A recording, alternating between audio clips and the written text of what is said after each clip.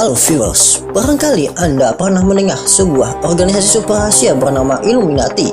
Dalam beberapa tahun belakangan, fenomena Illuminati benar-benar menjadi isu global. Meski demikian, kita tak benar-benar tahu sebenarnya organisasi yang berdiri di abad ke-18 ini. Lalu apa saja misinya? Lalu anggotanya siapa saja? Ada beberapa fakta dari Illuminati yang tidak banyak diketahui orang. Beberapa di antaranya akan membuat Anda tercengang, tak percaya, manis, dan membahas satu persatu dari 10 fakta organisasi Illuminati yang belum banyak diketahui oleh orang. Yang pertama, mereka ada di mana-mana, bahkan mungkin di Indonesia. Illuminati telah berbaur dengan sangat sempurna di organisasi besar di seluruh dunia. Mereka masuk ke pemerintah Amerika, NATO, PBB, bahkan gereja suci di Vatikan. Selain itu, mereka juga menyebarkan anggotanya di Hollywood dan beberapa media besar di dunia. Penyebaran yang dilakukan oleh pemimpin Illuminati sangatlah terorganisir. Obsesi mereka dalam menguasai dunia agaknya semakin mendekati kenyataan. Banyak sektor di dunia ini yang telah dikuasai oleh Illuminati. Bahkan orang-orang pandai di kampus mentoring dunia Indonesia sepertinya sudah disusupi, terutama kalangan high class.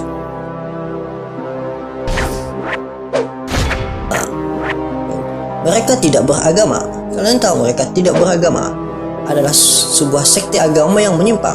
Mereka mengajarkan doktrin-doktrin yang telah dibawa selama ratusan tahun. Namun nyatanya mereka bukanlah sebuah agama. Mereka tidak menyembah sesuatu hal yang dianggap agung seperti Tuhan. Orang di dalam organisasi ini hanya menekankan segala hal pada sebuah logika, penelitian yang canggih, serta eksperimen yang ilmiah. Hal-hal terkait dengan Tuhan dan hal gaib lainnya tak pernah mereka sentuh. Rumor yang menyebutkan jika mereka terpengaruh ajaran Katolik Roma tak benar adanya. Yang ketiga, tidak adanya penyembahan setan dalam Illuminati. Karena kita sering menganggap Illuminati adalah ajaran agama sesat, Satan selalu dikaitkan dengan apa yang mereka sembah. Padahal Illuminati hanya sebuah organisasi besar, terstruktur yang lebih mempercayai sebuah ilmu pengetahuan daripada sebuah keyakinan yang tak jelas wujudnya. Jadi bisa dibilang menganggap Illuminati sama dengan penyembahan setan adalah salah. Mereka tak menyembah apa-apa, yang mereka inginkan adalah menguasai dunia dan membuat semua orang di dunia tak lagi memiliki agama. Yang keempat, penyebar banyak teori konspirasi. Banyak sekali teori konspirasi yang muncul di dunia ini, mulai dari kasus pembunuhan, UFO, hingga masuk ke dalam ranah film. Konspirasi ini menyebar dengan sangat cepat dari media. Mereka menggiring opini masyarakat akan sepaham dengan mereka. Dengan begitu, fakta asli bisa disembunyikan dan tak merugikan pihak yang berkepentingan. Orang-orang dari Illuminati banyak menguasai media besar di dunia. Mereka bekerja di stasiun TV, radio, majalah, hingga koran. Tugas mereka adalah membuat masyarakat cepat percaya dengan mereka. Akhirnya terbagilah opini masyarakat, sehingga yang terjadi di Indonesia saat ini, media suka menggiring opini masyarakat untuk pihak-pihak tertentu. Yang kelima, simbol asal Illuminati. Kita selalu menganggap jika simbol dari Illuminati adalah all-seeing eye, atau mata yang bisa melihat segalanya. Mata ini biasanya berada di puncak sebuah piramida atau limas. Namun tahukah Anda jika sebenarnya simbol asli dari Illuminati adalah All of Minerva? Simbol ini merupakan perwujudan dari pengetahuan, kebijaksanaan, ilmu, dan memahami sebuah wawasan. Owl atau burung hantu sendiri merupakan simbol dari kebijaksanaan. Ia juga sekarang hanya sebuah bentuk baru, akan terlihat lebih misterius dan dipercaya banyak sekali pengikutnya. Yang keenam, Freemason tidak sama dengan Illuminati. Kita sering menganggap jika kedua organisasi ini adalah sama. Namun sebenarnya Illuminati dan juga Freemason didirikan oleh orang yang berbeda.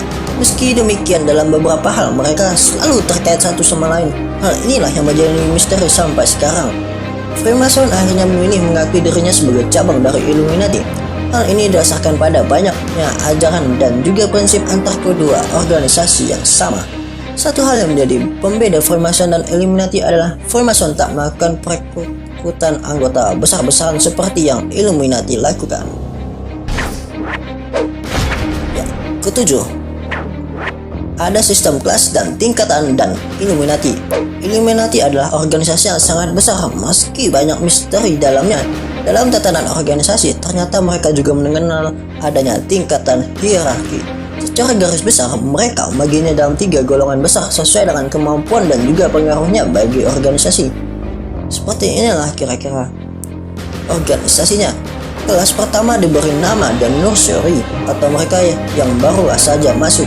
Pengaruh yang diberikan juga belum besar. Yang kedua diberi nama The Masonic, adalah mereka yang anggotanya yang mampu memberikan pengaruh cukup baik.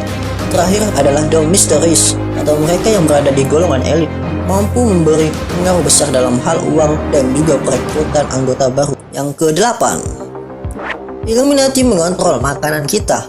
Illuminati hampir menguasai semua gerai-gerai makanan cepat saji di dunia ini.